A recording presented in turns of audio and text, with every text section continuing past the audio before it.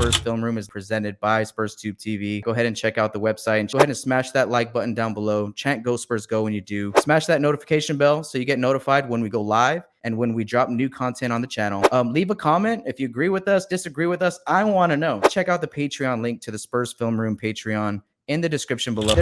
I would love to hear everybody's answer to this question because it can be different and everyone can be right. I feel like, you know what I'm saying? Like, so who is your X factor, or what is your X factor going into the season for us to maybe make that playoff jump, right? So where we can get a playoff lock, an 8 to 6 seed. So for the Spurs, I would say the big swing factor in all of this is someone needs to take a leap, and not just a baby leap. I'm talking like a significant leap. Whether that's DeJounte Murray, Derrick White, someone needs to emerge as this team's go-to guy, this team's best player, this team's anchor on both ends. I know Jakob Poeltl, of course, is one of the better defensive bigs. I get that, but I mean a guy who can really make things happen on both ends of the floor, who can create for others as well as themselves and be that go-to guy down the stretch. It's there for the taking. Someone has to do it. Someone has to be that guy. I think that's kind of the biggest swing factor, not necessarily a specific player.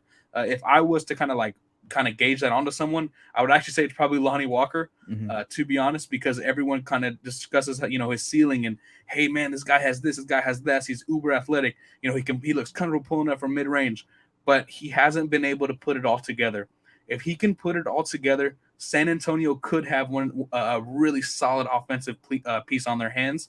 But that's what it's going to come down to: is someone needs to make something happen, and whether that's one player or the whole team, I don't really necessarily believe that this team can win by everyone pitching in. Even the Knicks, like I mentioned earlier, they still had an all-star caliber talent on the roster. Yeah. So the Spurs need someone like that in order to be that 6 to 8 playoff range. Yeah, man, that's right on the money. And when you dropped that Nick comparison earlier, I really like that. I really like that comp, dude. That's almost exactly, I think, where we can see us being if we're banking on our defense to get us there, right? It's like we're not gonna be the best offensive team, we're not gonna outscore anybody, but man, we're gonna be locking some teams up, right? Yeah. But like you're right, bro. They had Julius Randle and he took the load and he delivered, right? Yeah. And he wasn't an all-star before this season. So it's almost like the same thing. It's like, hey, the New York Knicks had this opportunity to give to him and he delivered. And I think you're right on the money, man. I've been talking about that too this offseason is that was a big proponent to me not wanting to go and get John Collins or Lauri Markkanen and pay $28 million to anybody. I was like, to anybody. I was like, because we have guys that are ready, I feel, to take that step. But like you said, it's up for grabs, man. And Lonnie Walker has the skill set. He has the offensive skill set. I think defensively, hopefully this year is a big improvement in that area. Because I think if he can be one of those guys that turns defense to offense, holy cow. You know what I mean? Like we get Lonnie out, getting steals, getting out on the break, and just getting picks and whatever. Like, come on, man. That's what I want to see. I don't want to see Lonnie losing his guy or getting beat up by the half court line and giving the guy a wide open lane to the rim and just some silly stuff like that I felt was kind of holding him back last year. But last year I want to kind of throw out the window in a sense too, because of the circumstance, right? Like the whole COVID thing and it hit us, right? I mean, it hit everybody, but it hit us too.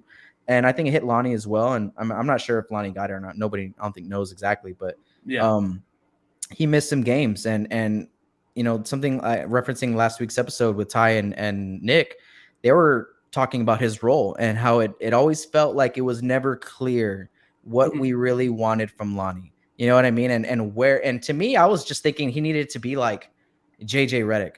Like I know he has all the bag, right? Like I know Lonnie had all the bags, but I was just feeling like last year we needed him because it was only him that was able to do it. I felt like, to be that guy who's like, I'm spacing the floor.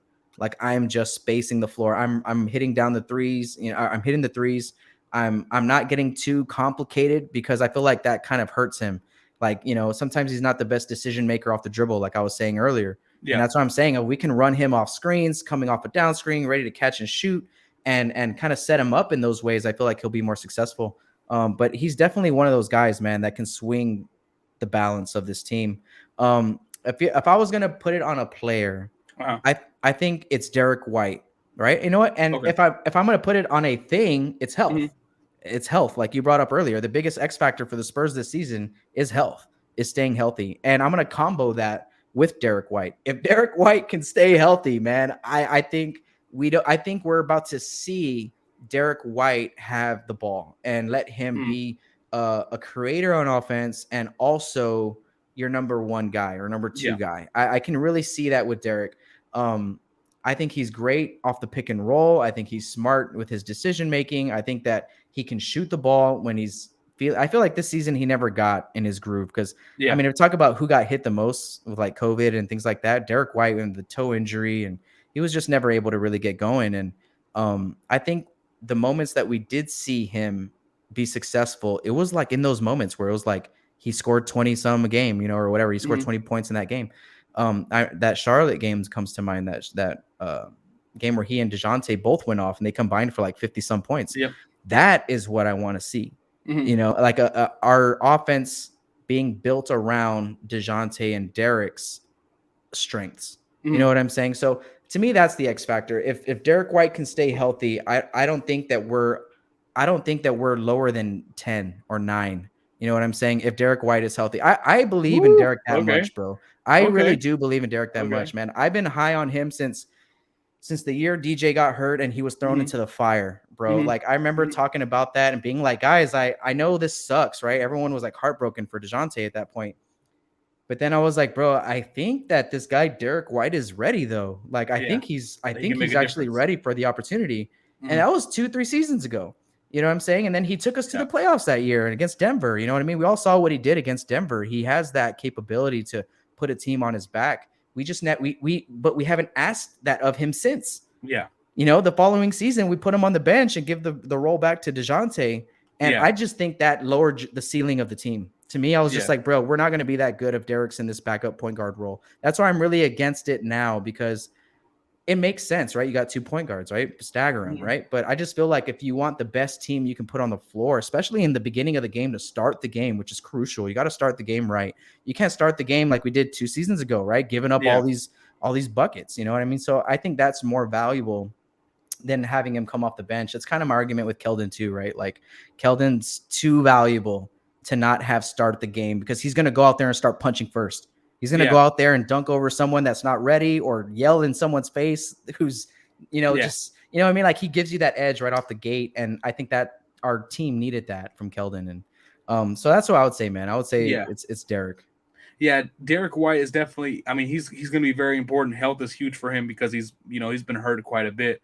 But it's going to be interesting to see because he's primarily a pick and roll ball handler. He's a pick and roll point guard is essentially what he is. And he's really good at that. Back in 2019, he ranked in the 86th percentile as a pick and roll ball handler. Like he can do that. Yeah. Now, isolation is where I get worried, right?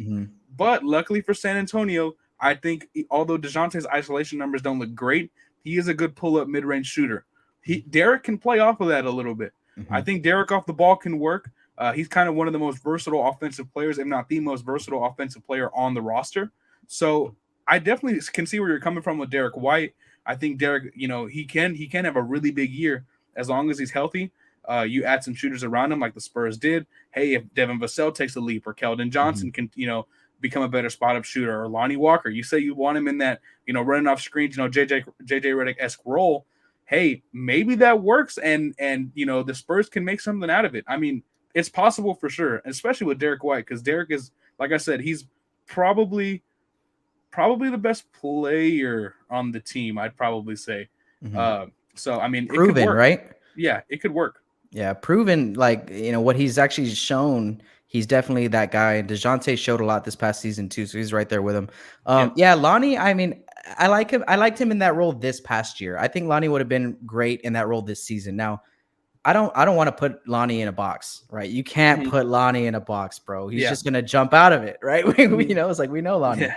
He's too athletic. He's got all the pieces. So that was more of like a last year thing for me. This year, I hope he does take a step forward in putting all the pieces together. And like, how like Derrick White turns defense to offense? Yeah. You can see that when I say that, right? From Derrick White. We need to see that from Lonnie.